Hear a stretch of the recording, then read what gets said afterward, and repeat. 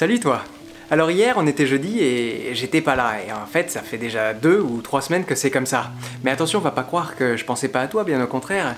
Je préparais les chroniques à venir, et en vrai, pour le prochain mois, je pense que Bonheur sur scène ce sera à nouveau une fois par semaine, et c'est maintenant que je vais t'expliquer pourquoi.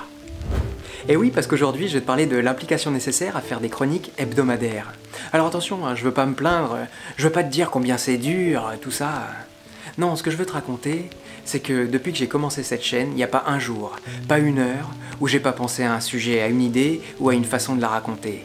En vrai, il n'y a pas un moment où j'ai pas pensé à toi. Alors toi, évidemment, t'as pas idée de combien de temps et d'engagement ça prend. Et d'ailleurs, toi, t'as raison, c'est pas ça ton métier. Toi, au contraire, on doit tout faire pour que tu puisses t'asseoir et profiter. Et je sais même pas si c'est bien de t'en parler, parce que on a souvent l'habitude de voir les choses sans se demander l'énergie que ça prend. Je me demande s'il n'y a pas un côté catharsique à se dire que c'est facile quand on voit les autres faire. Et ça motive à faire pareil, on s'aperçoit plus tard du travail nécessaire. C'est comme pour le couple ou pour la famille, on parle toujours que des idylles, et on s'aperçoit en les vivant que les idylles, elles vont jamais vraiment sans quelques ajustements. C'est ça aussi qui rend le voyage passionnant. Le problème, c'est qu'en montrant que des choses abouties, on fait croire aux gens qu'on peut obtenir des résultats sans avoir à travailler. C'est la fameuse philosophie du tout de suite, tout le temps. Et on comprend pas pourquoi il faut patienter, persévérer et travailler pour apprendre à faire des choses. Bref, je commence sérieusement à digresser, mais je commence aussi à apprécier d'être honnête avec toi. De te montrer le processus, te faire comprendre qu'on joue pas bien du violon sans faire ses gammes 3 fois par jour, qu'on n'est pas danseur étoile, sans faire ses souplesses, ni sportif de haut niveau, sans passer des heures à l'entraînement.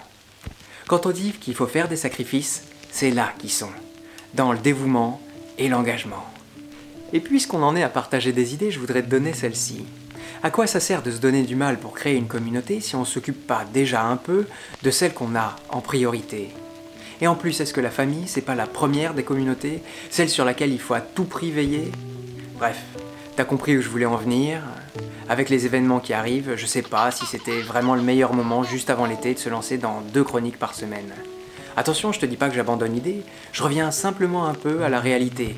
Et si je veux pas bâcler, il va falloir que je ménage un petit peu ma monture pour pouvoir continuer à avancer. Si c'est pas de la coulisse, ça... Tu vois, avant, ce genre d'information, je l'aurais pensé très fort au fond de moi, j'aurais hésité avant de la partager, et puis, à la fin, je l'aurais pas fait. Sauf que maintenant, je devrais pas, hein, mais j'ai l'impression que je te le dois. Un petit peu, en tout cas. Et puis en effet, j'ai du mal, je crois, moi-même, à m'en passer de m'exprimer devant cette caméra.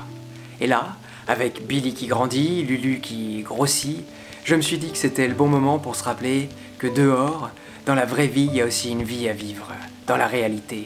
Je passe mon temps à prêcher qu'il faut profiter de l'instant présent, et je serais pas crédible une seconde si je m'occupais pas moi-même en priorité de ma femme et de mon enfant, si je profitais pas d'eux au maximum que je peux.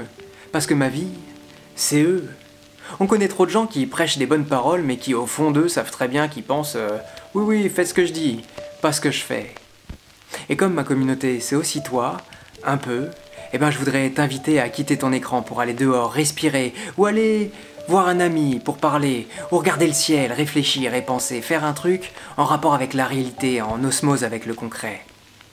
Voilà, maintenant je vais couper, je te souhaite une très belle fin de semaine pour créer et partager.